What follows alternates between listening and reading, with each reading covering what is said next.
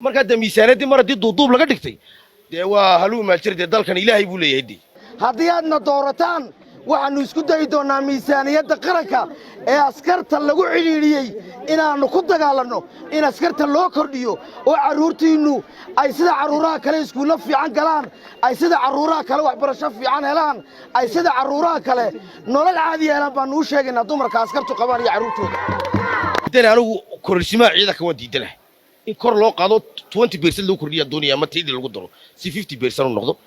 waxaan idinka codsanayaa ma noqon doono nin la halaabo codkiinna ma noqon doono mid la luma masiirkiinna ma noqon doono mid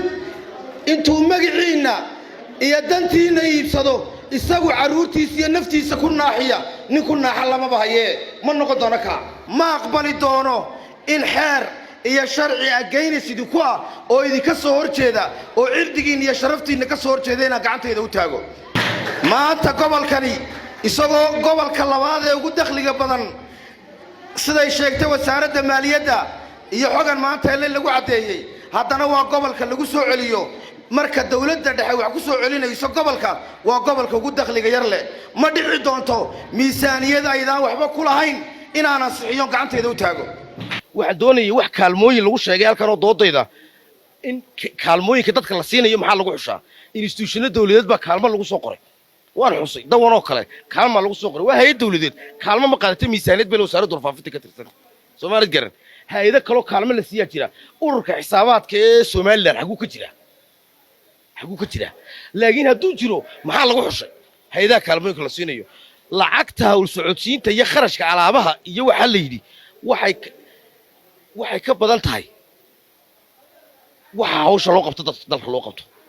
lifaaqiyo miisaaniyadda ka maqan baa jira kirada guriga waa misa ay dawladda u kireysan kuway kireysaa waa misa shaqaalaha dawladdu waa misa iyagoo darajaysan golaha la wadaagay war ma waxaad aragtay gobol dhan oo miisaaniyad 300 milyan 20,000 iyo 150,000 iyo lagaga soo celiyo ma saasaan aqbalnaa waa ma nololba inagoo kaliya ma qabnay dad kala qaba kuwaana waynu gurmanaynaa maanta kuraasida dalka uu lama kala qaadanin waxa la kala qaatay mashaariicdii dalka iyo lacagtii dalka soo baxda ayaa cid gaar maxaa la yiraahdaa loogu raray loogu dhisay loogu qalay xoolaha oo cashuurtii qarankana aan lagu soo darin lacagta cashuurta laga qaado maxaa la yiraahdaa dhoofinta ay dalku dhoofinayo ciidiisii qaranku dhoofinayo meelaha qaar baa boqol noqday oo dhibaato noqday wax hantida la dhoofinayo deegaanka iyo environmentkii ay saameysay arrinta ciidda laga guriya lagu soo celiyana ama yaratay ma jirto marka waxaan u sheegayaa dawladda iyaga cadeyn doona sharciga ku bixiyeen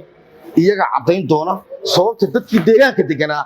ee dalka qaybta lahaa inta rag kale laga dhoofiyo Hargeysa ay ciidda awdal taaliya sayl u dhoofinayaan kaligood sharciga si awood siisay baan weydiinaynaa waynu isku soo noqon doonaa anfaca golaha wakiilada yaalla qof kasta ma gaari karo laakiin waxa idin wada gaari kara hiilkayga idin wada gaaraya qof kasta oo la xumeeyay inaan wakiil u noqdo qof kasta oo la dulmay inaan wakiil u noqdo ayaan waajibkayga qaadanaya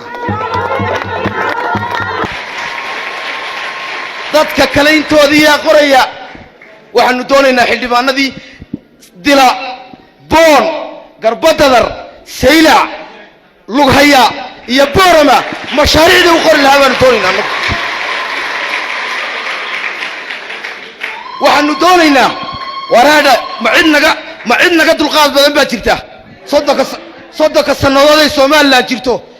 waxaan ummadda kale lagu soomin baa laynagu sameeyey بريان مدحوينها جمهورية مدن موسى بن عبدي وحوضا ديكريتوينكا جوج هوسا كطولا لا يراهدا